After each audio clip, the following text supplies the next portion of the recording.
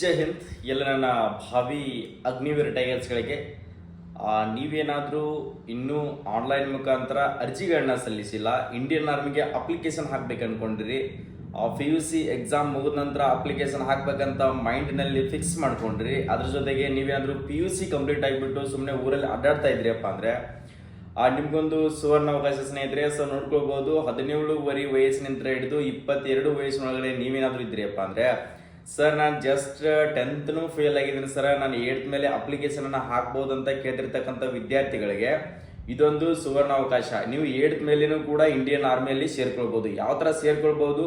So next 10ನೇ ತರಗತಿ pass ಆದವರು ಕೂಡ ಅಪ್ಲಿಕೇಶನ್ ಹಾಕ್ಬೋದು.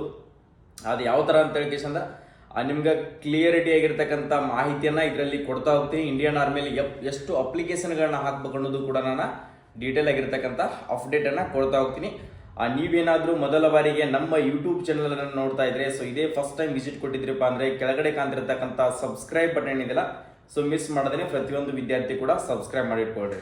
ಓಕೆ, ಇಂಡಿಯನ್ ಆರ್ಮಿಯಲ್ಲಿ ಸೊ ಆಲ್ರೆಡಿ ಅಪ್ಲಿಕೇಶನ್ ಕೂಡ ಸ್ಟಾರ್ಟ್ ಆಗಿದಾವೆ. ಅಗ್ನಿವೀರ್ ಅಂತ ಹೇಳಿಕೆಶಂದ 4 ವರ್ಷದ ಜಾಬ್ ಬಂದ್ಬಿಟ್ಟು ಇದು ನೋಡ್ಕೊಳ್ರಿ. ಯಾವ ಥರಪ್ಪ ಅಂದರೆ ಫೆಬ್ರವರಿ 13ನೇ ತಾರೀಕಿನಿಂದ ಆನ್ಲೈನ್ ಮುಖಾಂತರ ಅರ್ಜಿ ಕೂಡ ಸ್ಟಾರ್ಟ್ ಆಗಿದೆ. ಎಷ್ಟು? ಫೆಬ್ರವರಿ 13ನೇ ತಾರೀಕಿನಿಂದ ಅಪ್ಲಿಕೇಶನ್ ಸ್ಟಾರ್ಟ್ ಆಗಿದೆ. ಕೊನೆಯ ದಿನಾಂಕ ಬಂದ್ಬಿಟ್ಟು ಏಪ್ರಿಲ್ 1ರವರೆಗೆ ಆನ್ಲೈನ್ ಮುಖಾಂತರ ಅರ್ಜಿಯನ್ನು ಸಲ್ಲಿಸಕ್ಕೆ ಅವಕಾಶವನ್ನು ಕೊಟ್ಟಿದ್ದಾರೆ. ಸಪ್ರೇಟ್ ಆಗಿರ್ತಕ್ಕಂಥದ್ದು clerk, technical, nursing assistant, WMP separate ಆಗಿರ್ತಕ್ಕಂಥ ವಿಡಿಯೋ ಕೂಡ ಮಾಡಾಕಿದ್ದೀನಿ. ಸೊ ಇದೊಂದು ವಿಡಿಯೋನ ಕೇಳಿದ್ರಿ ಸರ್, ಟ್ರೇಡು ಮತ್ತು GDಗೆ ಯಾವ ಥರ ಅಪ್ಲಿಕೇಶನ್ ಹಾಕ್ಬೋದು ಸರ್, ಅದರಲ್ಲಿ ಸಿಲೆಬಸ್ ಏನಿರುತ್ತೆ ಅನ್ನೋದನ್ನ ಅದ್ರ ಬಗ್ಗೆ ಇನ್ಫಾರ್ಮೇಶನ್ ಕೊಡಿ ಅಂತ ಕೇಳ್ತಾ ಇದ್ರಿ. ಸೊ ಆ ಕಾರಣಕ್ಕೋಸ್ಕರ ಡೀಟೇಲ್ ಆಗಿದ್ದ ಇನ್ಫಾರ್ಮೇಶನ್ ಕೊಡ್ತಾ ಇದ್ದೀನಿ. ಓಕೆ, GDಗೆ ಬಂದ್ಬಿಟ್ಟು ಸೊ GDಯಲ್ಲಿ ಎಕ್ಸಾಮ್ ಸಿಲೆಬಸ್ ಏನಿರ್ತದ, ಅದ್ರ ಜೊತೆಗೆ ಟ್ರೇಡ್ ಮನಿಗೆ ಏನಿರ್ತದ ಅದನ್ನು ಕೂಡ ನಿಮಗೆ ತಿಳಿಸ್ತಾ ಹೋಗ್ತೀನಿ.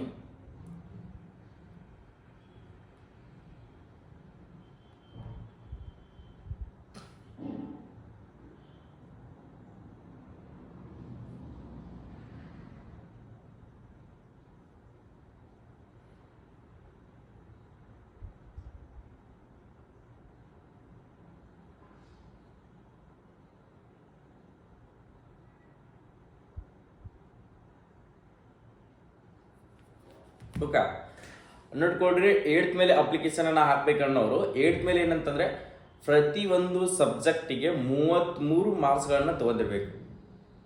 ಸೋಷಿಯಲ್ ಸೈನ್ಸ್ ಆಗಿರಲಿ, ಸೈನ್ಸ್ ಆಗಿರಲಿ, ಮ್ಯಾಥ್ಸ್ ಆಗಿರಲಿ, ನೆಕ್ಸ್ಟ್ ಇಂಗ್ಲೀಷ್ ಆಗಿರಲಿ, ಕನ್ನಡ ಆಗಿರಲಿ, ಸೊ ಎಲ್ಲ ಸಬ್ಜೆಕ್ಟಿಗೆ ಪ್ರತಿಯೊಂದು ಸಬ್ಜೆಕ್ಟಿಗೆ ನೀವು 33 ಮಾರ್ಕ್ಸ್ ಅನ್ನ ತಗೊಂಡಿದ್ರಪ್ಪ ಅಂದ್ರೆ 8th ಮೇಲೇನೂ ಕೂಡ ಅಪ್ಲಿಕೇಶನ್ಗಳನ್ನ ಸಲ್ಲಿಸಬಹುದು. ಅದು ಯಾವುದಪ್ಪ ಅಂದ್ರೆ ಟ್ರೇಡ್ಸ್ಮನ್ ಹುದ್ದೆಗೆ. ನೆಕ್ಸ್ಟ್ ಆದ ನಂತರ ಸರ್ ನಾನು SSLC ಪಾಸ್ ಆಗಿದ್ದೀನಿ, ಅದರ ಜೊತೆಗೆ 8th ಕಂಪ್ಲೀಟ್ ಆದ್ಮೇಲೆ SSLC ಪಾಸ್ ಆಗಿದ್ದೀನಿ ಸರ್. ಜಸ್ಟ್ ಸರ್ ನಾನು ಒಂದು ಮಾರ್ಕ್ಸ್ 33 ಇಲ್ಲ 32 ಇದೆ, ನಾನು ಅಪ್ಲಿಕೇಶನ್ ಹಾಕ್ಬಹುದಾ ಅಂತ ಕೇಳ್ತಿರ್ತಕ್ಕಂಥ ವಿದ್ಯಾರ್ಥಿಗಳಿಗೆ ಅಪ್ಲಿಕೇಶನ್ ಹಾಕಕ್ ಬರೋದಿಲ್ಲ. ನೀನು ಯಾವುದಕ್ಕೆ ಅಪ್ಲಿಕೇಶನ್ ಸಲ್ಲಿಸಬೇಕಂದ್ರೆ 8th ಮಾರ್ಕ್ಸ್ ಕಾರ್ಡ್ ತಗೊಂಡು 8th ಮೇಲೆ ಟ್ರೇಡ್ಮನ್ ಹುದ್ದೆಗೆ ಅರ್ಜಿಗಳನ್ನ ಸಲ್ಲಿಸಬಹುದು.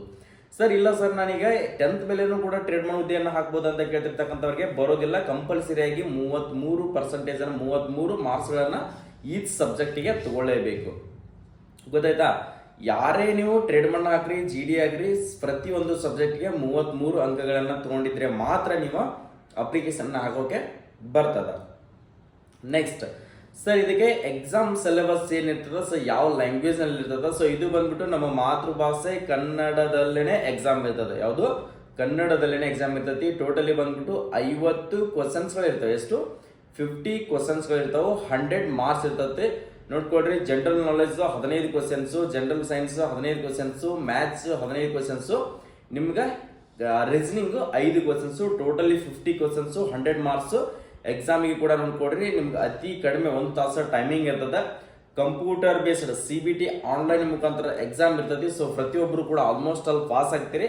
ಮೇನ್ ಏನಪ್ಪಾ ಅಂದ್ರೆ ಸ್ಕೋರ್ ಮಾಡಬೇಕು. ನೀವು ಎಲ್ಲರೂ ಕೂಡ ಅಗ್ನಿವೀರ್ ಪಾಸ್ ಆಗ್ತೀರಿ, ಪರವಾಗಿಲ್ಲ, ಬಟ್ ಫೈನಲ್ ಕಟ್ ಆಫ್ ನಲ್ಲಿ ಫೇಲ್ ಆಗಿ ಹೊರಗಡೆ ಬರ್ತೀರಾ. ಸೊ ಆ ಕಾರಣಕ್ಕೋಸ್ಕರ ತಯಾರಿಯನ್ನ ಮಾಡ್ಕೊಡ್ರಿ. ಎಕ್ಸಾಮ್ ಸಿಲೆಬಸ್ ಅನ್ನ ತಿಳಿಸ್ಕೊಟ್ಟಿದ್ದೀನಿ. ಅದಾದ ನಂತರ ನೆಕ್ಸ್ಟ್ ಏನಪ್ಪಾ ಅಂದ್ರೆ ಫಿಸಿಕಲ್ ಏನಿರ್ತದ, ಫಿಸಿಕಲ್ ನೋಡ್ಕೊಡ್ರಿ. 1600 ಮೀಟರ್ ರನ್ನಿಂಗ್ ಇರ್ತೈತಿ. 400 ಮೀಟರ್ 4 ರೌಂಡ್ ಅನ್ನು ಓಡಬೇಕಾಗಿತ್ತ. 1600 ಮೀಟರ್ ರನ್ನಿಂಗ್ ಅನ್ನ 6 ನಿಮಿಷ 15 ಸೆಕೆಂಡ್ ಅಲ್ಲಿ ಕವರ್ ಮಾಡಬೇಕು. 6 ನಿಮಿಷ 15 ಸೆಕೆಂಡ್ ಅಲ್ಲಿ ನೀನಾದ್ರೂ ಕವರ್ ಮಾಡಿದ್ರೆ ಸೊ ನೀವು ಫೈನಲ್ ಮೆರಿಟ್ ಅಲ್ಲಿ ಫೇಲ್ ಆಗ್ತೀಯಾ. ಏನ್ ಮಾಡಬೇಕು? ಎಷ್ಟೊತ್ತಿದ್ರು ನೀನೆ ಎಕ್ಸಲೆಂಟೇ ಹೊಡಿಬೇಕು. ಫಸ್ಟ್ ಗ್ರೂಪ್ ಹೊಡೆದಿರ್ತಕ್ಕಂಥ ವಿದ್ಯಾರ್ಥಿ ಮಾತ್ರ ಫೈನಲ್ ಕಟ್ ಆಫ್ಗೆ ಕೂತ್ಕೊಳ್ತಾನ. ಥರ್ಡ್ ಫೋರ್ತ್ ಏನಾದರೂ ಹೊಡೆದಿದ್ದೀಯಪ್ಪ ಅಂದರೆ ನಿಂದು ಬರುವಂಥ ಚಾನ್ಸಸ್ ಬಹಳ ಕಡಿಮೆ ಇರ್ತೈತಿ. ಯಾವ ಕಾರಣಕ್ಕೋಸ್ಕರ ಅಂದರೆ ನೀನು ಎಕ್ಸಾಮ್ನಲ್ಲಿ ಕೂಡ ಸ್ಕೋರನ್ನು ಕಡಿಮೆ ಮಾಡಿರ್ತಿ ಮತ್ತು ಫಿಸಿಕಲ್ನಲ್ಲಿ ಕೂಡ ಸ್ಕೋರ್ ಕಡಿಮೆ ಆಯ್ತಂದ್ರೆ ಫೈನಲ್ ಮೆರಿಟಿಗೆ ಕೂತ್ಕೊಳ್ಳೋದು ಬಹಳ ಕಷ್ಟ. ಆ ಕಾರಣಕ್ಕೋಸ್ಕರ ಹೇಳ್ತೀನಿ, ನೀನೇನಾದರೂ ಎಕ್ಸಾಮ್ನಲ್ಲಿ 100 ಮಾಡಿದ್ಯಪ್ಪ ಅಂದರೆ ಫಿಸಿಕಲ್ನಲ್ಲಿ ಏನಾದರೂ ಮಾರ್ಕ್ಸ್ ಕಡಿಮೆ ಬಂದರೂ ಕೂಡ ಫೈನಲ್ ಮೆರಿಟ್ನಲ್ಲಿ ಕವರ್ ಆಗುತ್ತಾ. ಆ ಕಾರಣಕ್ಕೋಸ್ಕರ ನಿಮ್ಮ ಕೈಯಲ್ಲೇನೆ ಇದೆ, ಎಕ್ಸಾಮು ನಿಮ್ಮ ಕೈಯಲ್ಲೇನೆ ಇದೆ, ಫಿಸಿಕಲ್ಲು ನಿಮ್ಮ ಕೈಯಲ್ಲೇನಿದೆ, ಮೆಡಿಕಲ್ ಏನು ಮಾಡೋಕ್ಕಾಗಲ್ಲ. ಸೊ ಆ ಕಾರಣಕ್ಕೋಸ್ಕರ ಎರಡನ್ನೂ ಕೂಡ ನೀವು ಔಟ್ ಆಫ್ ಮಾರ್ಕ್ಸನ್ನು ತೊಗೊಂಡ್ರಪ್ಪ ಅಂದರೆ ನಿಮ್ಗೆ ಯಾರೂ ಕೂಡ ಟಚ್ ಮಾಡೋಕ್ಕಾಗೋದಿಲ್ಲ. ಏನಿಲ್ಲ ಅಂತಂದ್ರೂ ಎಕ್ಸಾಮ್ನಲ್ಲಿ ನೋಡ್ಕೊಡ್ರಿ, ನೀವು 100ಕ್ಕೆ 90 ಅಬೋವ್ ಸ್ಕೋರ್ ಮಾಡಿದ್ರಪ್ಪ ಅಂದರೆ ನೆಕ್ಸ್ಟ್ ಫಿಸಿಕಲ್ನಲ್ಲಿ ಕೂಡ 90 ಅಬೋವ್ ಮಾಡ್ಕೊಂಡ್ರಿ ಅಂದರೆ ನಿಮ್ಗೆ ಯಾರು 180+ ಆಯ್ತು, ಯಾರು ಕೂಡ ಟಚ್ ಮಾಡೋಕ್ಕಾಗೋದಿಲ್ಲ. ಫಿಸಿಕಲ್ನಲ್ಲಿ ರನ್ನಿಂಗ್ದಲ್ಲಿ 4 ಗ್ರೂಪ್ಗಳನ್ನು ಮಾಡ್ತಾರೆ, ಗ್ರೂಪ್ 1, ಗ್ರೂಪ್ 2, ಗ್ರೂಪ್ 3, ಗ್ರೂಪ್ 4 ಅಂತ ಹೇಳಿಕೆಸಿಂದ ಗ್ರೂಪ್ 1ಗೆ 60 ಮಾರ್ಕ್ಸು, ನೆಕ್ಸ್ಟ್ ಗ್ರೂಪ್ 2ಗೆ 48 ಮಾರ್ಕ್ಸು, ಈ ಥರ ಮಾರ್ಕ್ಸ್ ಕಟ್ ಹಾಕೋತ ಹೋಗುತ್ತಾ. ಲಾಸ್ಟ್ ಅಕಸ್ಮಾತ್ ನೀನು ಗ್ರೂಪ್ 4 ಹೊಡೆದಪ್ಪ ಅಂದರೆ 24 ಮಾರ್ಕ್ಸ್ ಬರ್ತದ. ಅದಾದ ನಂತರ ನೆಕ್ಸ್ಟ್ ಫುಲ್ಅಪ್ಸ್ ನೋಡ್ಕೊಡ್ರಿ, 10 ಫುಲ್ಅಪ್ಸನ್ನು ಟೋಟಲಿ ನಿಮ್ಗೆ 6 ಫುಲ್ಅಪ್ಸನ್ನು ಹೊಡಿಬೇಕು. 10 ಫುಲ್ಅಪ್ಸ್ ಇರ್ತದಲ್ಲಿ 10 ಫುಲ್ಅಪ್ಸ್ಗೆ 40 ಮಾರ್ಕ್ಸ್ ಇರ್ತದೆ. ಅಕಸ್ಮಾತ್ ನೀನು 6 ಹೊಡೆದಪ್ಪ ಅಂದರೆ ಅತಿ ಜಸ್ಟ್ ನೀನು 16 ಮಾರ್ಕ್ಸ್ ಇಷ್ಟು ಮಾತ್ರ ಬರ್ತಾವೆ. ನಿನ್ನ 10ಕ್ಕೆ10 ಹೊಡೆದಪ್ಪ ಅಂದರೆ 40 ಮಾರ್ಕ್ಸ್ ನಿನಗೆ ಅಲ್ಲಿ ಸಿಗ್ತತಿ. ಎಕ್ಸಲೆಂಟ್ ರನ್ನಿಂಗ್ ಹೊಡೆದಂದ್ರೆ ಫಿಸಿಕಲ್ ರನ್ನಿಂಗ್ನಲ್ಲಿ 60 ಮಾರ್ಕ್ಸ್ ಸಿಗುತ್ತೆ. ಅಲ್ಲಿ 60 ಪ್ಲಸ್ನಲ್ಲಿ 40 100 ಮಾರ್ಕ್ಸ್ ಅಲ್ಲೇ ಸಿಗ್ತದೆ ನಿನಗೆ. ಇನ್ನು ಬಂದ್ಬಿಟ್ಟು ಹೈಟ್ ನೋಡ್ಕೊಡ್ರಿ, 166 ಸೆಂಟಿಮೀಟರ್ ಬೇಕಾಗುತ್ತಾ. GD ಆಗಿರಲಿ ಟ್ರೇಡ್ಮನ್ ಆಗಿರಲಿ 166 ಸೆಂಟಿಮೀಟರ್ನ ಹೈಟ್ ಹೊಂದಿರಲೇಬೇಕು. ಚೆಸ್ಟ್ ಬಂದ್ಬಿಟ್ಟು 77, ನಾರ್ಮಲ್ ಆಗಿರ್ತಕ್ಕಂಥ ಚೆಸ್ಟ್ 77 ಇರಬೇಕಾಗುತ್ತಾ. ಎಕ್ಸ್ಪಾಂಡೆಡ್ ಅನ್ನು ಮಾಡಿದಾಗ 5 ಸೆಂಟಿಮೀಟರ್ ಚೆಸ್ಟ್ ಎಕ್ಸ್ಪಾಂಡ್ ಆಗಲೇಬೇಕು, ಅಂದರೆ ಮಾತ್ರ ನೀವು ಚೆಸ್ಟ್ನಲ್ಲಿ ಪಾಸ್ ಆಗ್ತಾರೆ. ಚೆಸ್ಟ್ ಕೂಡ ಇಂಪಾರ್ಟೆಂಟು. ಎಷ್ಟೋ ವಿದ್ಯಾರ್ಥಿಗಳು ರನ್ನಿಂಗ್ ಮಾಡೋದ್ರಿಂದ ಆಯಿತು ಚೆಸ್ಟ್ ಬಗ್ಗೆ ಗಮನನ ವಹಿಸೋದಲ್ಲ. ಸೊ ರನ್ನಿಂಗ್ ಮಾಡೋದು, ನಾರ್ಮಲ್ ಬಿಡೋದು, ರನ್ನಿಂಗ್ ಸ್ಟಡಿ ಇಷ್ಟನ್ನು ಮಾಡ್ತೀರಿ. ಎಷ್ಟೋ ವಿದ್ಯಾರ್ಥಿಗಳು ಚೆಸ್ಟ್ನಲ್ಲಿ ಫೇಲ್ ಆಗಿರ್ತಕ್ಕಂಥ ಬಂದಂಥ ವಿದ್ಯಾರ್ಥಿಗಳು ಸಾಕಷ್ಟು ಇದ್ದಾರೆ. ಚೆಸ್ಟ್ ಬಗ್ಗೆನೂ ಕೂಡ ಗಮನ ವಹಿಸ್ರಿ. ವೇಟ್ನಲ್ಲಿ ನೀವು ಯಾರು ಕೂಡ ಫೇಲ್ ಮಾಡೋದಿಲ್ಲ. So chest most important. ಚೆಸ್ಟನ್ನು ಎಕ್ಸ್ಪಾಂಡೆಡ್ ಮಾಡೋಕ್ಕಾಯ್ತು. ಸೊ ಇಂಪ್ರೂವ್ಮೆಂಟನ್ನು ಮಾಡ್ಕೊಡ್ರಿ. ನಾರ್ಮಲ್ ಚೆಸ್ಟಕ್ಕೆ 77 ಬೇಕಾಗುತ್ತಾ, ಇಂಪ್ರೂವ್ಮೆಂಟನ್ನು ಮಾಡ್ಕೊಡ್ರಿ. ನೆಕ್ಸ್ಟ್ ಆದ ನಂತರ ವೇಟ್ ಅಂಕಿ ನಿಮ್ಗೆ 48 ಇದ್ರೂ ಓಕೆ, 50 ಇದ್ರೂ ಕೂಡ ಓಕೆ. 50 kg ಇರಲೇಬೇಕು. 48 ಇದ್ರೂ ಕೂಡ ನಿಮ್ಮನ್ನ ಕವರ್ ಮಾಡ್ಕೋತಾರ. ನೆಕ್ಸ್ಟ್ ಜಿಗ್ಜಾಗ್ ಇರ್ತದೆ, ಜಿಗ್ಜಾಗ್ ಎಲ್ಲರೂ ಕೂಡ ಪಾಸ್ ಆಗ್ತಾರೆ. ನೆಕ್ಸ್ಟ್ ಡಿಚ್ ಇರ್ತತಿ, ಒಂದು ತೆಗಿರ್ತತಿ, ಅದನ್ನು ಜಂಪ್ ಮಾಡೋದಿರುತ್ತೆ, ಅದನ್ನು ಕೂಡ ಪಾಸ್ ಆಗ್ತಾರೆ. ಸೊ ಇಷ್ಟು ನಿಮ್ಮದು ಫಿಸಿಕಲ್ನಲ್ಲಿ ಇರ್ತದೆ. ಸೊ ಮೆಡಿಕಲ್ಲಿ ಬಂದ್ಬಿಟ್ಟು ಕಣ್ಣು, ಕಿವಿ, ಮೂಗ, ಕಾಲು, ಸ್ವೆಟ್ಟು, ನೆಕ್ಸ್ಟ್ ಇದೇ ಥರನೇ ಏನಾದರೂ ಟ್ಯಾಟೋ ಇದ್ದರೆ ಟ್ಯಾಟೋ ರಿಮೂವ್ ಮಾಡಿಸ್ಕೊಡ್ರಿ. ಯಾರಾದರೂ ಇಂಡಿಯನ್ ಆರ್ಮಿಗೆ ಹೋಗ್ಬೇಕಂತ ಕನ್ಸನ್ನ ಕತ್ಕೊಂಡಿದ್ರೆ ಟ್ಯಾಟೋನ ಕಂಪಲ್ಸರಿಯಾಗಿ ರಿಮೂವ್ ಮಾಡಿಸ್ಕೊಡ್ರಿ. ಅಕಸ್ಮಾತ್ ನಿಮ್ಮ ಹತ್ರ ಟ್ಯಾಟೋ ಇತ್ತಪ್ಪ ಅಂದರೆ ಫಿಸಿಕಲ್ನಲ್ಲೇ ಫೇಲ್ ಮಾಡ್ತಾರ. ಮೆಡಿಕಲ್ ದೂರ ಹೋಯ್ತು, ಫಿಸಿಕಲ್ ಹೈಟ್ ವೇಟ್ ಚೆಕ್ ಮಾಡೋ ಸಮಯದಲ್ಲೇ ನಿಮ್ಮ ಟ್ಯಾಟೋ ಇತ್ತಪ್ಪ ಅಂದರೆ ನಿಮ್ಮನ್ನ ಅಲ್ಲೇ ಡೈರೆಕ್ಟಾಗಿ ರಿಜೆಕ್ಟ್ ಮಾಡ್ತಾರೆ. ಸೊ ಆ ಕಾರಣಕ್ಕೋಸ್ಕರ ಪ್ರತಿಯೊಬ್ಬರು ಕೂಡ ಎಲ್ಲಾದರೂ ಟ್ಯಾಟೋ ರಿಮೂವರ್ ಇದ್ರಪ್ಪ ಅಂದರೆ ಅಲ್ಲಿ ಹೋಗಿ ಟ್ಯಾಟೋ ರಿಮೂವ್ ಮಾಡಿಸ್ಕೊಡ್ರಿ. ಸುಮ್ಮನೆ ಟ್ಯಾಟೋ ಇತ್ತು ಸರ್ ನಂದು ಫೈನಲ್ ಹೋಗಿ ರಿಜೆಕ್ಟ್ ಮಾಡಿದೆ ಸರ್ ಅನ್ಕೊಳಕ್ಕೆ ಹೋಗ್ಬೇಡ್ರಿ. ಏನು ಟ್ಯಾಟೋ ಇರೋದ್ರಿಂದ ನಿಮ್ಗೆ ಏನು ತೊಂದರೆ, ಸುಮ್ಮನೆ ವೇಸ್ಟ್ ಅದೆಲ್ಲ. ಸೊ ಇನ್ಮ್ಯಾಗ ಯಾರಾದರೂ ಹಾಕಿಸ್ಕೊಳ್ಳೋರಿದ್ರೆ ಟ್ಯಾಟೋನ ಹಾಕಿಸ್ಕೊಳಕ್ಕೆ ಹೋಗ್ಬೇಡ್ರಿ. ಪ್ರೆಸೆಂಟ್ ಏಜ್ ಇರ್ತದೆ, ನಿಮ್ಗೆ ಟ್ಯಾಟೋ ಬಗ್ಗೆ ಏನೂ ಕೂಡ ಗೊತ್ತಿರೋದಿಲ್ಲ. ಟ್ಯಾಟೋನ ಯಾರೋ ಹಾಕ್ಸಕ್ಕೆ ಹೋಗ್ಬೇಡ್ರಿ. ಅಕಸ್ಮಾತ್ ಹಾಕ್ಸಿದ್ರಿಪ್ಪ ಅಂದರೆ ಅದನ್ನ ರಿಮೂವ್ ಮಾಡಿಸ್ಕೊಳ್ರಿ. ಓಕೆ, ಇದ್ರ ಸೆಲೆಕ್ಷನ್ ಪ್ರೊಸೆಸ್ ಬಂದ್ಬಿಟ್ಟು ಅಪ್ಲಿಕೇಶನ್ ಅನ್ನು ಹಾಕೊಳ್ತೀರಿ. ಅಪ್ಲಿಕೇಶನ್ ಹಾಕಬೇಕಾದ್ರೆ SLC ಮಾರ್ಕ್ಸ್ ಕಾರ್ಡು, ಆಧಾರ್ ಕಾರ್ಡ್ನಲ್ಲಿ ಸೇಮ್ ನೇಮ್ ಇರಬೇಕಾಗುತ್ತಾ. ಇವೆರಡು next phone number, Gmail ID, photo, signature, ಇಷ್ಟು ಡಾಕ್ಯುಮೆಂಟ್ಸ್ಗಳು ಇದ್ದವಪ್ಪ ಅಂದರೆ ಇವತ್ತೇ ಹೋಗಿ ಆನ್ಲೈನ್ ಸೆಂಟರ್ಗೆ 250 ರೂಪಾಯಿ ಫೀಸ್ ಕಟ್ಟಿ ಅಪ್ಲಿಕೇಶನ್ಗಳನ್ನು ಹಾಕೊಡ್ರಿ. ಸರ್ ನಾನು 10th ಪಾಸ್ ಆಗಿದ್ದೀನಿ, GD ಟ್ರೇಡ್ಮನ್ ಎರಡೂ ಹಾಕ್ಬೋದು ಅನ್ನೋರು ಎರಡಕ್ಕೂ ಕೂಡ ಅಪ್ಲಿಕೇಶನ್ ಹಾಕ್ಬೋದು. ಎರಡಕ್ಕೂ ಕೂಡ DD ತುಂಬಬೇಕಾಗುತ್ತೆ, 500 ರೂಪಾಯಿ DD ಆಗುತ್ತೆ. ಸೊ ಕಂಪಲ್ಸರಿಯಾಗಿ ತುಂಬಿಟ್ಟು ಎರಡನ್ನ ಅಪ್ಲಿಕೇಶನ್ಗಳನ್ನ ಹಾಕೊಡ್ರಿ. ಒಂದೊಂದು ಅಪ್ಲಿಕೇಶನ್ಗಳನ್ನ ಹಾಕೊಳ್ಳೋಕೆ ಹೋಗ್ಬೇಡ್ರಿ. ನಾಳೆ ಫೈನಲ್ ಮೆರಿಟ್ನಲ್ಲಿ ನಿಮ್ಗೆ ಎರಡೂ ಕೂಡ ಯೂಸ್ ಆಗುತ್ತೆ. ನೋಡ್ಕೋಬಹುದು, ಈಗ ಅಲ್ಲಿನ ಟ್ರೇಡ್ಸ್ಮನ್ ಅಂತ ಸೆಕೆಂಡ್ ಲಿಸ್ಟನ್ನು ಬಿಟ್ಟಿದ್ದಾರೆ. CE ಕಾಮನ್ ಎಂಟ್ರೆನ್ಸ್ ಎಕ್ಸಾಮ್ ಅಂತ ಸೆಕೆಂಡ್ ಲಿಸ್ಟನ್ನು ಬಿಟ್ಟಿದ್ದಾರೆ. ಸೊ ಆ ಥರದ ಅಪಾರ್ಚುನಿಟಿಗಳು ಸಿಗ್ತಾವೆ. ಸೊ ಅಪಾರ್ಚುನಿಟಿಗಳನ್ನ ಯಾವತ್ತೂ ಕೂಡ ಮಿಸ್ ಮಾಡ್ಕೋಬೇಡ್ರಿ. ಅಪ್ಲಿಕೇಶನ್ಗಳನ್ನ ಹಾಕಿ ಇಟ್ಕೊಳ್ರಿ. ಆ ಎಕ್ಸಾಮ್ ಇರುತ್ತೆ, ಫಸ್ಟ್ಗೆ ನಿಮ್ದು ಅಡ್ಮಿಟ್ ಕಾರ್ಡ್ ಬರುತ್ತೆ. ಅಡ್ಮಿಟ್ ಕಾರ್ಡ್ ಬಂದ ತಕ್ಷಣ ಎಕ್ಸಾಮ್ ಇರ್ತದೆ. ಎಕ್ಸಾಮ್ ಆದ ತಕ್ಷಣನೇ ನಿಮ್ಗೆ ಲಿಸ್ಟ್ ಬಿಡ್ತಾರೆ. ಲಿಸ್ಟ್ ಎಕ್ಸಾಮ್ ಪಾಸ್ ಆಗಿರ್ತಕ್ಕಂಥವ್ರು. ನೆಕ್ಸ್ಟ್ ಆದ ನಂತರ ನಿಮ್ಗೆ ಫಿಸಿಕಲ್ ಬಿಡ್ತಾರೆ. ಆ ಫಿಸಿಕಲ್ ಎಲ್ಲಿ ಇರ್ತದೆ ಏನಂತ ತಕ್ಷಣ ಗ್ರೌಂಡನ್ನು ಅನೌನ್ಸ್ಮೆಂಟನ್ನು ಮಾಡ್ತಾರೆ. ಸೊ ಆ ಗ್ರೌಂಡ್ನಲ್ಲಿ ಫಿಸಿಕಲ್ ಇರ್ತದೆ. ಫಿಸಿಕಲ್ ಆದ ತಕ್ಷಣ ನಿಮ್ದು ಹೈಟ್ ವೇಟ್ ಚೆಸ್ಟ್ ಆದ ನಂತರ ನಿಮ್ದು ಮೆಡಿಕಲ್ ಇರ್ತದೆ ಅಲ್ಲಿ. ಸೊ ಮೆಡಿಕಲ್ ಫ್ರೆಶ್ ಆದ್ರಿ ಓಕೆ, ಫ್ರೆಶ್ ಆಗಲಿಲ್ಲಪ್ಪ ಅಂದರೆ ಒಳ್ಳೆ ಮೆಡಿಕಲ್ ಇರ್ತದೆ. ಸೊ ಮೆಡಿಕಲಲ್ಲಿ ಇರುತ್ತೆ.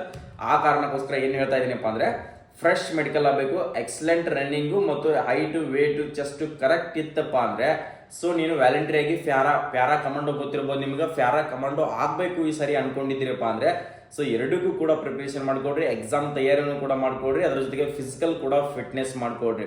ಸೊ ಆ ಕಾರಣಕ್ಕೋಸ್ಕರ ಹೇಳ್ತೀನಿ, ಯಾರು ಕೂಡ ಮಿಸ್ ಮಾಡ್ಕೊಳ್ಬೇಡ್ರಿ. ಸೊ ಟಾರ್ಗೆಟ್ ಏನು ಹೇಳ್ರಿ, ನಾನು ಪ್ಯಾರಾ ಕಮಾಂಡೋ ಆಗಲೇಬೇಕು. ಅಗ್ನಿವೀರ್ ಎಲ್ಲರೂ ಆಗ್ತಾರ, ಬಟ್ ನನ್ನ ಟಾರ್ಗೆಟ್ ಏನು ಪ್ಯಾರಾ ಕಮಾಂಡೋ ಆಗಬೇಕು. ಅದನ್ನ ಮಾತ್ರ ತಲೆಯಲ್ಲಿ ಇಟ್ಕೊಡ್ರಿ, ಸುಮ್ಮನೆ ಅಗ್ರಿವರಾಗಿ ಇಂಪಾರ್ಟೆಂಟ್ ಅಲ್ಲ.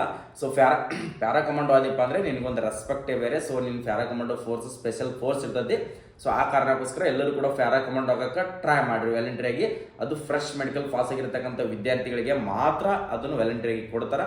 ಆ ಕಾರಣಕ್ಕೋಸ್ಕರ ಫ್ರೆಶ್ ಮೆಡಿಕಲನ್ನು ಮಾಡಿಕೊಡ್ರಿ. ಓಕೆ, ಫೈನಲ್ ಮಿನಿಟ್ ಮಾಡ್ತಾರೆ ಆಮೇಲೆ. ಸೊ ನೀವೇನಾದರೂ ಈ ಸಾರಿ ಪ್ಯಾರಾ ಕಮಾಂಡೋ ಆಗಬೇಕು, ಪ್ಯಾರಾ ಕಮಾಂಡೋಗೆ ಸೆಲೆಕ್ಷನ್ ಆಗಬೇಕು ಅಂದ್ಕೊಂಡಿದ್ರಪ್ಪ ಅಂದರೆ ನಮ್ಮ HJ ಡಿಫೆನ್ಸ್ ಅಕಾಡೆಮಿಯಲ್ಲಿ ನಮ್ಮ ಕೋಚಿಂಗ್ದಲ್ಲಿ 2ನೇ ಬ್ಯಾಚ್ ನಾವು ಟಾರ್ಗೆಟ್ ಏನಿಟ್ಟಿದ್ವಿ, ಎಲ್ಲ ವಿದ್ಯಾರ್ಥಿಗಳನ್ನ ಪ್ಯಾರಾ ಕಮಾಂಡೋ ಸೆಲೆಕ್ಷನ್ ಆಗುವಾಗೆ ಎಕ್ಸಾಮ್ನಲ್ಲಿ ಕೂಡ ಅಷ್ಟು ಸ್ಕೋರನ್ನು ಮಾಡಿಸ್ಬೇಕು, ಫಿಸಿಕಲ್ಲು ಕೂಡ ಎಕ್ಸಲೆಂಟ್ ಮಾಡ್ಬೇಕಂತ ಹೇಳಿ ನಮ್ಮದೊಂದು ಟಾರ್ಗೆಟ್ ಇದೆ. ಪ್ರತಿಯೊಂದು ವಿದ್ಯಾರ್ಥಿಯನ್ನ ಮೆಡಿಕಲ್ ಚೆಕ್ ಮಾಡಿಬಿಟ್ಟು ಮೆಡಿಕಲ್ದಲ್ಲಿ ಏನಾದರೂ ಫೈಂಟ್ ಇದ್ರೆ ಆ ಕ್ಲಿಯರ್ ಯಾವ ಥರ ಮಾಡ್ಕೊಳ್ಬೇಕು ಅನ್ನೋದನ್ನು ಕೂಡ ಸೊಲ್ಯೂಷನ್ ಕೊಡ್ತೀವಿ. ಸೊ ಆ ಕಾರಣಕ್ಕೋಸ್ಕರ ಎಲ್ಲ ವಿದ್ಯಾರ್ಥಿಗಳು ಟಾರ್ಗೆಟ್ ಏನಪ್ಪಾ ಅಂದರೆ ಪ್ಯಾರಾ ಕಮಾಂಡೋ ಆಗಲೇಬೇಕು ಅನ್ನೋ ಉದ್ದೇಶ ನಮ್ದಿದೆ. 2ನೇ ಬ್ಯಾಚ್ ಕ್ಲಾಸಸ್ಗಳು ಬಂದ್ಬಿಟ್ಟು ಮಾರ್ಚ್ 10ರಿಂದ ಕ್ಲಾಸ್ಗಳು ಸ್ಟಾರ್ಟ್ ಆಗ್ತಾ ಇದಾವೆ. ನೀವೇನು ಸೆಕೆಂಡ್ PUC ಎಕ್ಸಾಮ್ ಅನ್ನ ಬರೀತಿರ್ತಕ್ಕಂಥ ವಿದ್ಯಾರ್ಥಿಗಳಿದ್ರೆ ಅಂದ್ರೆ ಸೊ ಫಸ್ಟ್ PUC ಎಕ್ಸಾಮ್ ಅನ್ನ ಮುಗಿಸ್ಬಿಟ್ಟು ಹೋಳಿ ಹಬ್ಬ ಮುಗಿಸ್ಕೊಂಡು ಹೋಗಿ ಕೋಚಿಂಗ್ ಹೋದ್ರಾತಂತ ಹೇಳಿ ಹಬ್ಬ ಆಡು ಗುಂಗಿನಲ್ಲಿ ಏನಾದ್ರು ಇದ್ರಿಯಪ್ಪ ಅಂತಂದ್ರೆ ಇರ್ಲಿ ಪರವಾಗಿಲ್ಲ, ಸುಟ್ಟಿ ಕೊಟ್ಟಿದಾರೆ, ಸುಟ್ಟಿ ಎಂಜಾಯ್ಮೆಂಟ್ ಮಾಡ್ಕೊಡ್ರಿ.